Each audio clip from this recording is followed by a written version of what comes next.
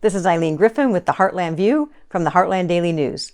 This week's top public policy news includes stories from budget and tax, as well as rights and justice issues. So let's get started. First, we want to talk about some of the civil unrest that happened after the inauguration of Joe Biden. A group of protesters in the California city of Vacaville smashed windows and spray-painted messages, including "Kill all cops," at local police department and city hall. The protest began as a peaceful demonstration of about 40 to 50 people in Andrews Park. But as the crowd began to march along Merchant Street, some were seen by witnesses spraying graffiti on signs and on the downtown bridge. Police said no arrests have been made and no one was injured during the incident. Vacaville City Council member Roy Stockton shared photos of the vandalism on Facebook and wrote, quote, "Please pray for our community and the men and women who protect us. We are better than this, Vacaville," end quote. The authorities have released no details on who staged the protests, but local news outlet Solano Newsnet reported that it was held by Voices of VV, a local Black Lives Matter group.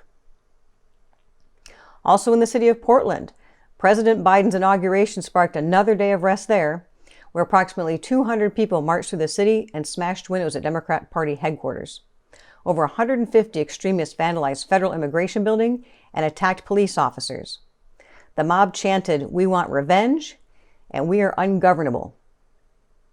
The building housing ICE agents was targeted.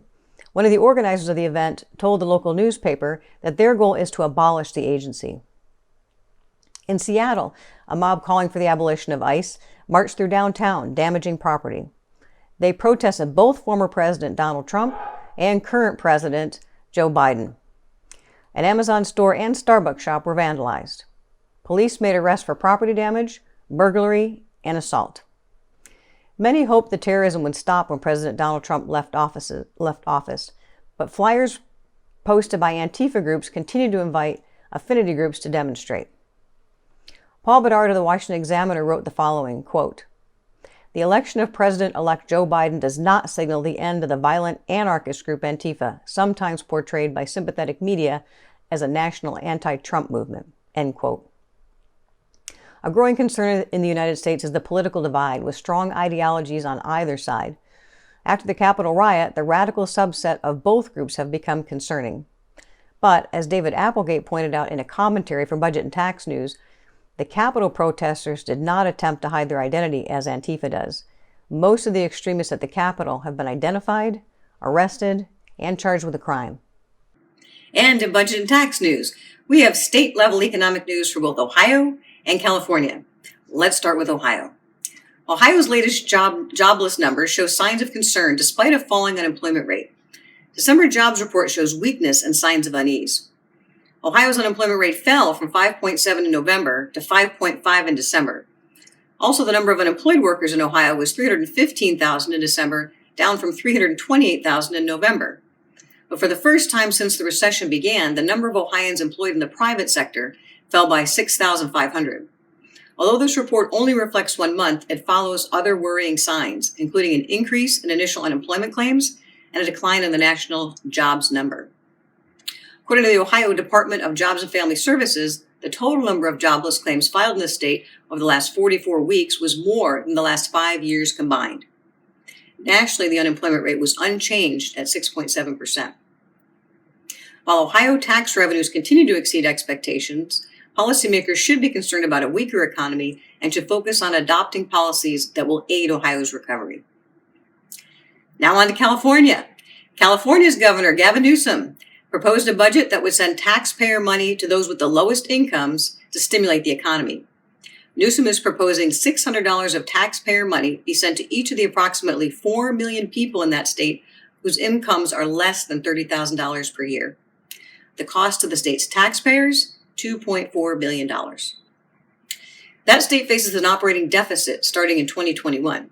General fund expenditures are growing by 4.4% per year, while general fund revenues are growing by less than 1% per year.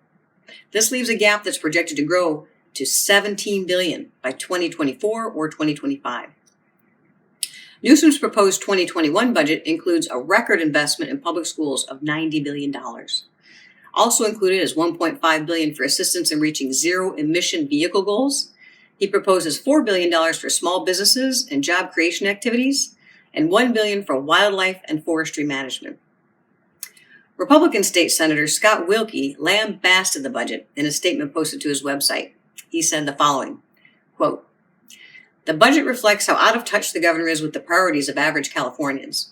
He proposes spending $3 billion on things like zero-emission car infrastructure for state workers and other climate innovations, while Californians are wondering where their next meal will come from. Unemployment benefits remain frozen, distance learning is a disaster, and small businesses are folding like a deck of cards." End quote. The budget now goes to the state legislature for consideration, where it may take several months before lawmakers sign off on a final version. And that's the news. That's it for the Heartland View for this week. If you'd like to see full versions of these stories as well as many others, please go to our website, heartlanddailynews.com. And if you support free markets and free market ideas, please consider supporting the work of the Heartland Institute. You can make a donation easily by going to heartland.org. Thank you for your time. Thank you for listening, and have a great week.